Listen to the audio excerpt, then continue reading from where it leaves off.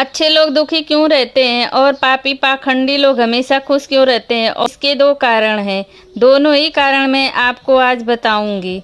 एक नगर में बीमार स्त्री रहती थी। उसकी 3 छोटी छोटी बेटियां थीं। जवानी में उसका पति गुजर गया।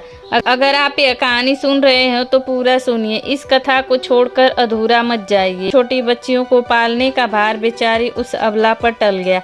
तीनों बच्चों को लेकर वह विधवा जाए तो कहाँ जाए। कुछ काम धाम भी नहीं कर सकती थी। ऊपर से समाज की उल्टी सीधी बातें उसे कुछ करने नहीं देती थी। बेचारी लाचार उस महिला को कोई भी सहारा नहीं था। वह अपने पति को याद करके उन बच्चियों को जैसे तैसे पाल रही थी। पति के गम में वह बीमार पड़ गए। उसे उन 3 बच्चियों की चिंता थी। किस तरीके से इनका पालन पोषण किए, उन्हीं बातों को सोच सोच कर एक दिन उसकी तबीयत और ज्यादा बिगड़ गई और उसका अंतिम समय भी निकट आ गया। धर्मराज एक दूत उस विधवा की स्त्री के प्राण लेने की धरती पर आया, लेकिन वहां का नजारा देखकर वह दुविधा में पड़ गया। उसने देखा महिला जमीन पर पड़ी हुई है और उसके आगे पीछे कोई भी नहीं, सिर्फ उसकी 3 बेटियां उसके ऊपर सिर रखकर पड़ी हुई हैं और रोए जा रही हैं। यह देखकर उसको दया आ गई और वह बच्चियां अपनी माँ को रो रो कर जगा रही थी। और वह फिर दूत ने सोचा कि इनके पिता तो पहले ही मर चुका है। अगर मैं स्त्री के प्राण लेकर गया तो ये बच्चियां किसके सहारे रहेंगी और इनका पालन पोषण कौन करेगा। यह सोचकर देवदूत उस स्त्री के प्राण लिए बिना ही लौट गया।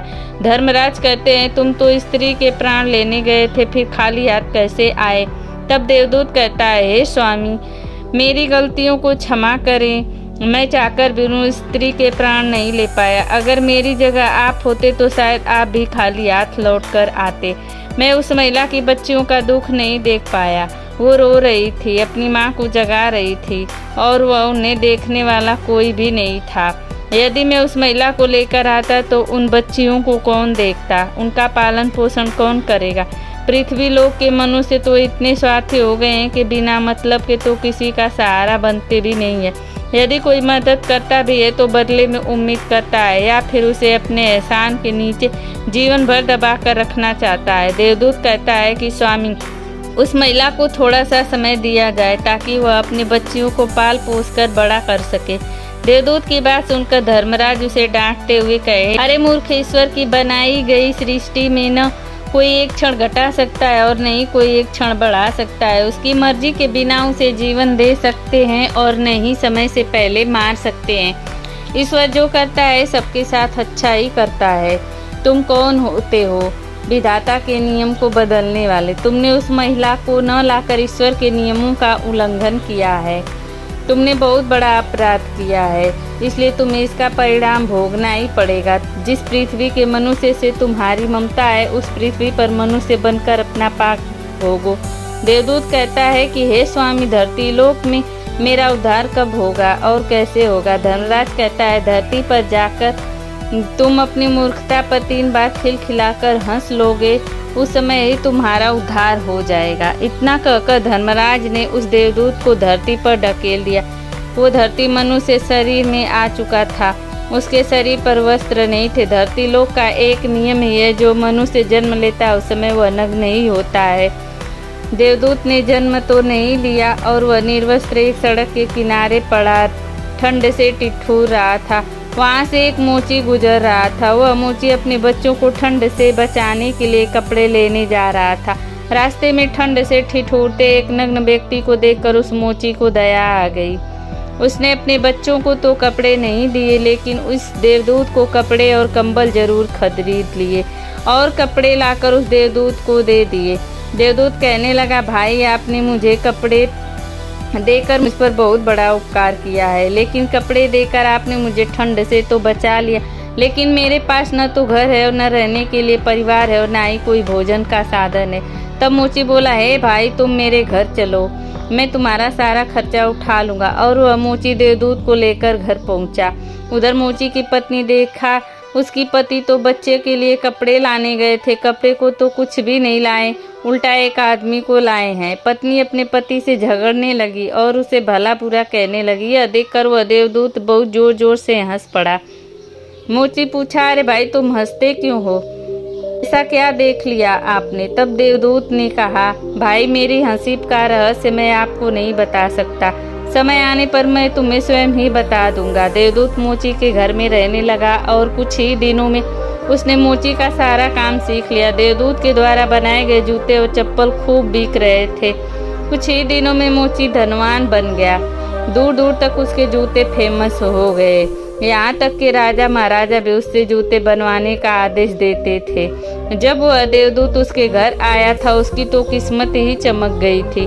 धन की कोई कमी नहीं रही, सब कुछ अच्छा चलने लगा।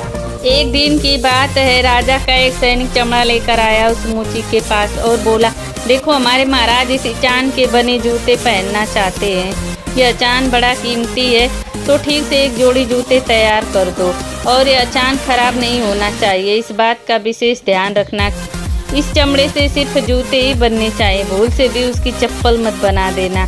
राजा का सैनिक चमड़ा देकर चला गया। उधर मोची ने भी देवदूत को समझाया कि देखो राजा वाली बात है, इसमें कोई गलती न करना, चमड़ा भी बहुत कम है, इसीलिए चमड़ा खराब नहीं होना चाहिए। जो कहकर चला गया जूते ही बनाना। गलती से यदि चप्पल बना दी तो जटिल से जटिल सजा देगा। मोची के इतना समझाने के बाद भी देवदूत को चमड़े की चप्पल ही बनाई। चप्पल देखकर मोची की सांसें फूल गई। वह देवदूत को डांटने लगा, यहाँ तक कि डंडा लेकर उसे मारने के लिए भी दौड़ा। कहने लगा, अरे मूर्ख, तुझे बार बार समझाया था कि जूते ही बनाना, लेकिन तूने चप्पल बना दी। अब राजा हमें नहीं छोड़ेगा, तू भी मरेगा और साथ में हम भी मरेंगे।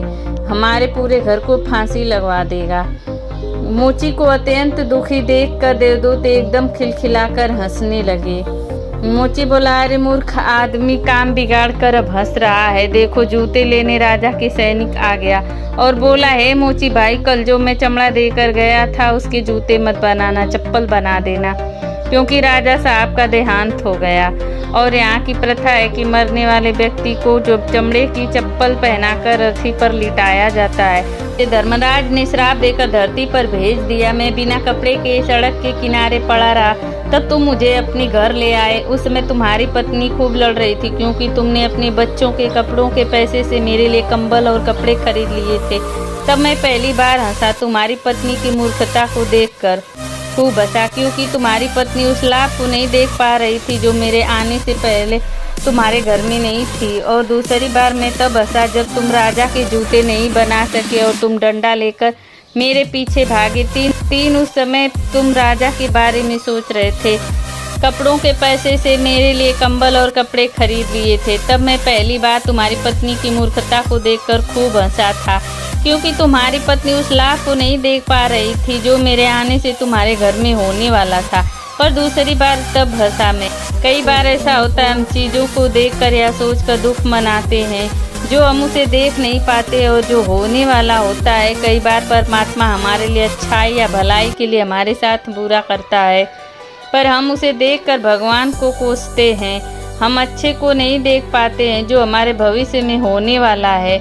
कई बार हमारे साथ वर्तमान में अच्छा होता है तो हम बहुत खुश होते हैं, लेकिन हम यह नहीं देख पाते कि भविष्य में क्या होने वाला है। हमारे साथ दो तरह की घटना होती है, अच्छी और बुरी, लेकिन हमें हमेशा यह सोचना चाहिए कि भगवान जो करेगा अच्छा ही करेगा। यह सोचकर आगे बढ़ना चाहिए। अच्छे लोग दुखी इसलिए रहते हैं क्योंकि अच्छे लोगों के साथ बाद में अच्छा हो सके, और दूसरा कारण यह है कि अच्छे लोग हमेशा ईश्वर से जुड़े रहते हैं और ईश्वर उनसे भी जुड़े रहते हैं कि उन पर दुख आते रहने। देवदूत मोची को सब कुछ समझाकर धर्मराज के साथ वापस चला गया।